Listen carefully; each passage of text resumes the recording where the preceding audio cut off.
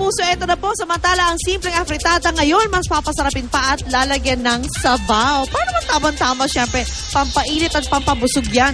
Ngayong malamig ang panahon, nabubusog na si Iga sa kakaantay dito. Para ibigay sa atin ang recipe na yan, kasama natin si Chef Jerwin Rabo. Good morning, Chef. Good morning. How are you? Ano nang ginawa natin so far? So, ang ginawa ko lang po, okay, we chop boneless chicken, bone, okay? Tapos, ginigisa lang po natin siya para mag-brown siya, para mas masarap, mas nagtiglasa. Actually, nag-aantay nga kami ng fried chicken dito eh. Okay.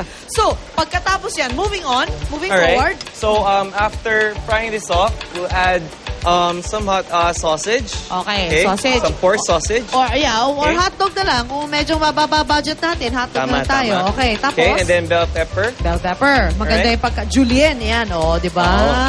Natututo na ako finally. Okay, and then? Paghalo po natin ito, itatabi lang po natin siya. Okay. Okay. So after cooking is half cooked, we'll transfer it to a plate first. Okay, wag yung sobrang, so kailangan half cook lang daw siya. Okay. Alright. Sauce naman ngayon. Okay, tapos, manggigisa na po tayo ng bawang sibuyas. Napakasimple lang. We're using margarine. Okay. Okay. And then your onions. Okay. Sibuyas na masarap. Okay. Alright. At garlic. Garlic. Okay. Tapos po niyan, after po nito magumisa, okay, ibabalik na po natin ng chicken. Okay. Alright? Sige. So, balik luto siya ulit. Opo, igigisa po natin ito ng mga 2 minutes. Okay, sige lang. Tapos babalik po natin sila. Sama-sama na. Friends na sila, friends. You'll be together. Okay. Okay. Nakahanda na yung kanin namin. Go. We're gonna put a little bit of tomato paste. Okay. At sa mga walang budget, pwede ba naman ng ketchup? Pwede ba? Or paste na lang talaga? Pwede po. Ang kailangan po natin, lutuin natin yung paste ng konti para hindi siya masyadong maasim. Oo nga, kasi tendency is maging maasim siya kung hindi tama yung pagkaluto sa kanya. Pero, kunyari, luto na siya. Okay po. And then we're gonna add our tomato sauce. Okay? Tomato sauce. There you go. Kunti lang. Alright? Siyempre, tapos, naman mga fritadang puti, di ba? Kailangan talaga pula. Okay, there. Saka ang patatas natin. Yun. Carrots. Yung mga carbs talaga. I love it. Okay. And vitamin A, carrots. Sige. Okay. Mix-mix lang yan. Opo. Tapos, we're gonna add a little bit of soy sauce. Okay. Soy sauce. Okay. At habang nag-a-add ka dyan na chef nga pala, magkano magagastos natin dyan kada tao? Usually po, ang isang serving lang po ay mga around 40 pesos. Okay. So, 40 pesos lang kada tao. Pesos. Okay yan.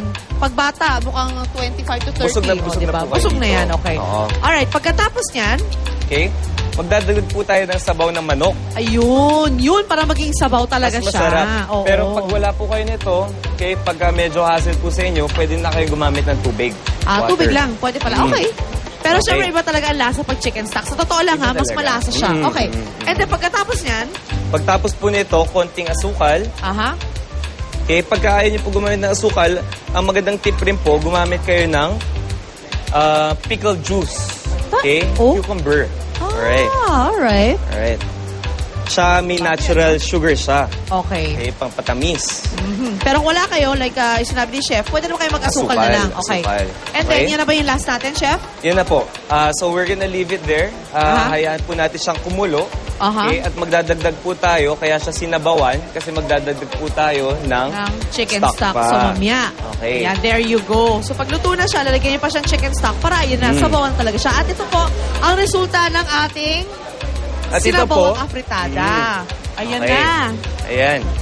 Kumulo siya mga 20 minutes lang po. Ginawa kanina. Pero syempre, mas gusto natin yung presentation. Ayan na. So, ayan na po. Okay. Maraming salamat, Chef Jerwin Rabo. Thank you so much. Thank you so much. Thank you.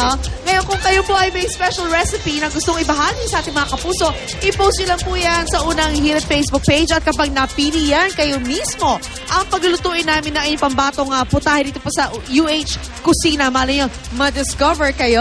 Ayan, kakain na kami samantala.